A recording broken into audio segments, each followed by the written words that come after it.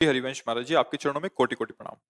गुरुदेव, मेरे प्रिया प्रीतम, और आपकी कृपा से हम भगवान का नाम लेते हैं जो कि अविनाशी और स्वयं परब्रह्म है। इसके कारण हर समय उत्साह रहता है और छाती फूली फूली सी रहती है। ऐसा लगता है कि हमारा कोई क्या बिगाड़ सकता है। फिर हमें उस समय विचार आता है कि ये क्या आत्मविश्वास है या अहंकार। इसकी वजह से कई बार डर लगता है कि इसी हाँ, जन्म में अगर अहंकार भगवान हम नहीं तब मिले तो। मानेंगे जब हम किसी का अहित करने चलें इस बल पे।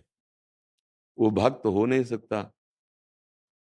अगर हम अहंकार का परिचय जानना चाहते हैं तो अपने में गुणाभिमान, दूसरों में दोषों का दर्शन, और अपने बल से हम दूसरों को परास्त करना, नीचा दिखाना, इसे अहंकार कहते हैं। और ये अहंकार कि मैं प्रिया प्रीतम को, प्रभु को और समय स्मरण कर रहा हूं, तो इस अहंकार में इतनी मृदुता होती है कि वो सबके सामने झुकेगा, दैन्य रहेगा, सबको सुख पहुंचाने की भावना करेगा। इस अहंकार में पवित्रता है, इस अहंकार में उदारता है, करुणा है। मलिन अहंकार में ये जो देह का भाव है ना, और गुणों का अभिमान है, मैं विद्वान हूं, मैं ऐसा गुणवान हूं, मैं ऐसा, मैं, इसमें दोष है।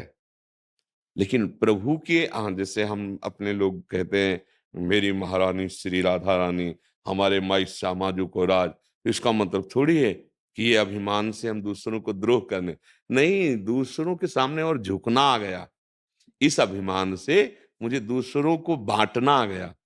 नहीं तो ये जो जीवन की कमाई है, ये अविनाशी कमाई है, ये आप क्यों दे रहे हैं, क्यों खाली कर रहे हैं, बाहर क्यों निकाल रहे हैं? क्योंकि ये अभिमान आ गया मुझे कि मेरी श्री जी हैं। तो जैसे समुद्र से कनेक्शन हो जाए, अब भरते रहो बाल्टियां, कभी खाली होगा क्या? हाँ, ये अहंकार समुद्र में है। इसमें किसी को नीचा दिखाना, किसी को अपमानित करना, इसमें कोई क्या बिगाड़ लेगा, ये हम पक्ष में बोल रहे हैं अपने, जैसे आप मुझे गाली दे रहे हैं, मेरी निंदा कर रहे हैं, आप मेरा अहित करना चाहते हैं, किसी ने आके बताया आप प्लानिंग कर रहे हैं आपको मारने की, तब आपके अंदर आएगा कुछ नहीं कर सकते तुम। मेरी महारानी जी की अगर इच्छा है कि शरीर नष्ट हो जाए तो मैं बचा भी नहीं सकता, और अगर उनकी इच्छा नहीं तो करके देख लो, कुछ भी करके देख लो, मेरा कोई नहीं बिगाड़ सकता। ये इधर आया, वो निंदा कर रहा हूं, मैं सहूंगा, और अंदर से दृढ़ विश्वास है कि कोई कुछ नहीं कर सकता। बिस्तरे सब जग बिमल कीरत, साधु संगति ना टरे, बास वृंदा विपिन पावे, श्री राधिका जो कृपा करे। इस अहंकार का फल है। हमको ये देखना है कि हमारी शरीर गुणानुवृत्ति कहीं दूसरे पे दोष दर्शन करके दूसरे को नीचा दिखा, अब ये मलिन अहंकार, अभी हमारे माई श्यामाजू या हम प्रिया प्रीतम के हैं, ये हम अहंकार नहीं है। जब ये अहंकार जागृत होता है तो सबके चरणों में नमन हो जाता है, ऐसे अपने आप होने, क्योंकि फिर जो हमारे हृदय में आया है वही सबके हृदय में प्रभु मेरा विराजमान। अब मैं किससे वैर विरोध करूं, किससे लड़ाई झगड़ा करूं, किसको हम नीचा दिखाएं? तो ये जो है, हमारा कौन बिगाड़ सकता है? ये निर्भयता है, ना कि वो अहंकार करके दूसरों को नीचा दिखाएगा कि भाई हम तो श्यामाजू के हैं, हम इसका अपमान करते हैं, इसकी निंदा करते हैं, इसको नीचा दिखाते हैं, मेरा कौन बिगड़, फिर बिगड़ जाएगा। क्योंकि सिद्धांत नहीं है ये, ऐसा नहीं। भगवान के बल से अनाचार और दुराचार करने वाला कभी भगवत बल का अनुभव कर ही नहीं सकता। भगवत बल का स्वरूप है श्री राम मैं सब जग जानी, करो प्रणाम जो रिजुग पानी। जैसे गोस्वामी जी भी तो कह रहे हैं, या अभिमान जाय जनि भूरे, मैं सेवक रघुपति पति हूं। ये अभिमान कभी भूलू ना कि मैं सेवक हूं और श्री राम जी मेरे प्रीतम स्वामी हैं। तो जब ये बात अहंकार आई तो आगे की बात अपने आप खुल गई कि वही सिया राम जिनके मैं अभिमान में हूं, सिया राम मैं सब जग जानी, करो प्रणाम जो रिजुग पानी। तो ये होती निर्भयता। भगवत बल का मतलब ये अपमान करना, दूसरों की अवहेलना, निंदा, दूसरे कर रहे हैं उसे सह जाना, ये भगवत बल होता है। मेरा कौन क्या बिगाड़ सकेगा? लेकिन उस बल से हम किसी का अहित, अमंगल, जाओ आज से तुम्हारा भगवत बल नहीं काम करेगा, तुम्हारा तप बल है तो वो तुम्हारा नष्ट हो रहा है, तप बल। और भगवत बल क्या होता है कि जैसी परिस्थिति जोई जोई प्यारो करे, सोई मोहि भावे, ये भगवत बल है। हाँ, जैसे प्रभु रख रहे हैं वैसे हम संतुष्ट हैं, हमें कोई शिकवा नहीं, कोई शिकायत नहीं। और जो हमारा अमंगल कर रहा है, निंदा कर रहा है, अपमान कर रहा है, अगर हमें कान में सुनने को मिला तो हृदय से यही मनाएंगे, प्रभु उसकी बुद्धि शुद्ध हो, उसका मंगल हो, वो स्वस्थ रहे, कभी उसे दंड ना मिले, क्योंकि आपका विधान है। आप हृदय में बैठे हो और मुझे कड़ुआ सुनाना चाहते हो, तो मेरी कमी है अगर हम कड़ुआ माने। आप अगर विधान रचते हो कि मेरा अपमान हो, तो मेरी कमी है यदि मैं दुखी हूं। क्यों? मैं सम्मान क्यों चाहूं? यदि आपसे हम प्यार करते हैं और आप मुझे अपमान देना चाहते हो, तो करोड़ों सम्मान से बढ़कर है। अगर आप मुझे दुख देना चाहते हो, करोड़ों सुखों से बढ़कर है, क्योंकि आप चाह रहे हो ना, और आपसे अपनी चाह मैंने लगा दी है। आपको हम प्यार करते हैं, प्यार का मतलब यही होता है। पर कोई सुलझा व्यक्तित्व और भजन करने वाला ही इन बातों को समझ पाएगा, नहीं तो तुरंत क्यों में होने लगे। वो गाली दे रहा है, ये भाई देखे तुम कैसे, नहीं नहीं, ये भगवत बल नहीं है। भगवत बल में शांत भाव से सह जाना। अब कहते अगर सहने की बात है, तो अर्जुन को युद्ध के लिए क्यों भगवान ने कहा कि मारो इनको? तो पहले कई बार संधि भगवान ने भेजी है, और यहां तक कह दिया, चक्रवर्ती सम्राट पद पे बैठने वाले युधिष्ठिर जी, उनको छल से जुए में हराया। भगवान से इतनी बात इनकी पांडवों को हो गई कि अगर 5 गांव दे देंगे तो हम युद्ध नहीं करेंगे। तो उन्होंने कहा सुई की नोक भर नहीं देंगे बिना युद्ध के। तो अब भगवान ने कहा छात्र धर्म कहता है युद्ध करो, और वहां भगवान उपस्थित है, धर्म पूर्वक युद्ध आया है। ये युद्ध का विषय नहीं कि कोई हमें गाली दे हम उसको मारे, या कोई हमारा अपमान करे हम उसका बुरा मनाए। नहीं, उमा संत कही है बड़ाई, मंद करत जो करे भलाई। हमारा मार्ग है कि अगर अपमान, दुख, निंदा, ऐसी कोई बात हमारे सामने, तो भगवान उसका मंगल करे, भगवान उसको सद्बुद्धि दे, भगवान उसे स्वस्थ रखे, अमंगल नहीं। क्यों? क्योंकि वो भगवान का मंदिर है, उसमें भगवान बैठे हैं। तो वो हमें गाली क्यों दे रहा है? क्योंकि हमें पक्का कर रहा है कि तुम्हारी साधना पक्की हुई कि नहीं।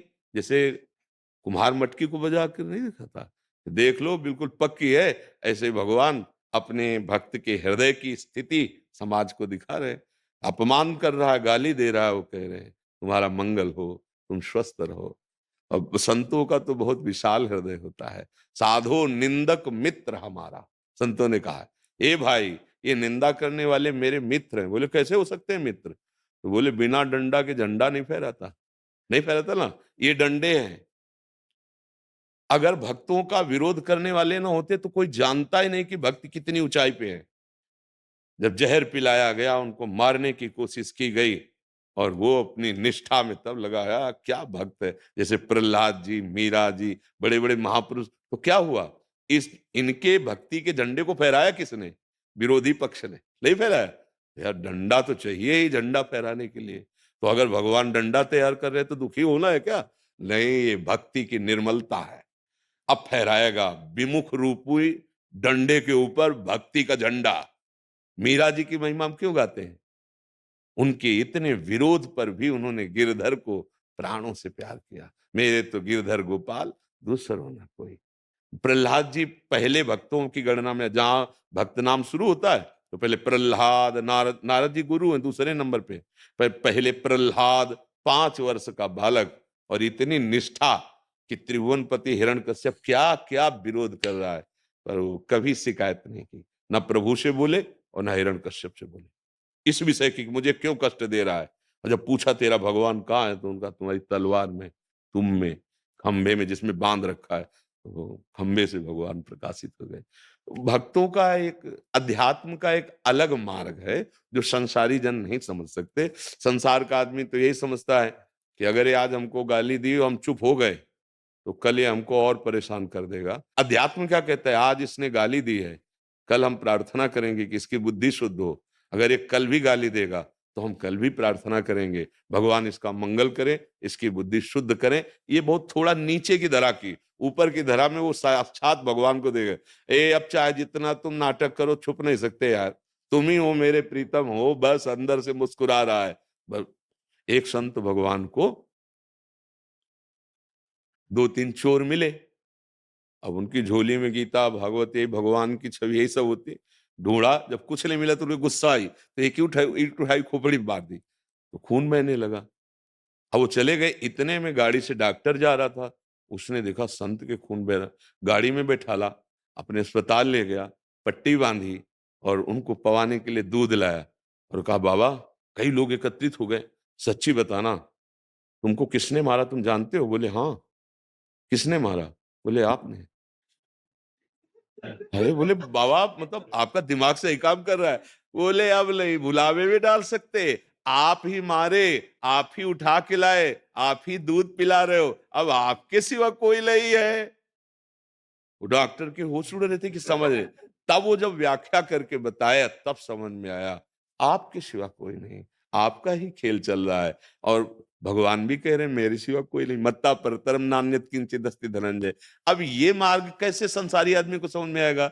जो मोह में डूबा हुआ है, अज्ञान में, वो इन भागवतिक बातों को समझ पाएगा? उसको तो लगेगा कि। और एक बात और है, अगर हम सह गए और सामने वाला ज्यादा उद्दंडता करता गया तो हमारी तरफ से तो मंगल रहेगा, लेकिन बीच में सिस्टम है, वो मंगल को रोक देगा। और उमा क्षमा श्राप होते भारी, अपने कर्म जाए अपकारी, उमा क्षमा साप होते भारी। आप समझ लो, उसके लिए इतना भारी पड़ेगा। एक उदाहरण में आता है कि नाव में बड़ी नावें नहीं चलती जैसे विशाल दरिया में, कि 100-100 500-500 लोग बैठ जाते हैं।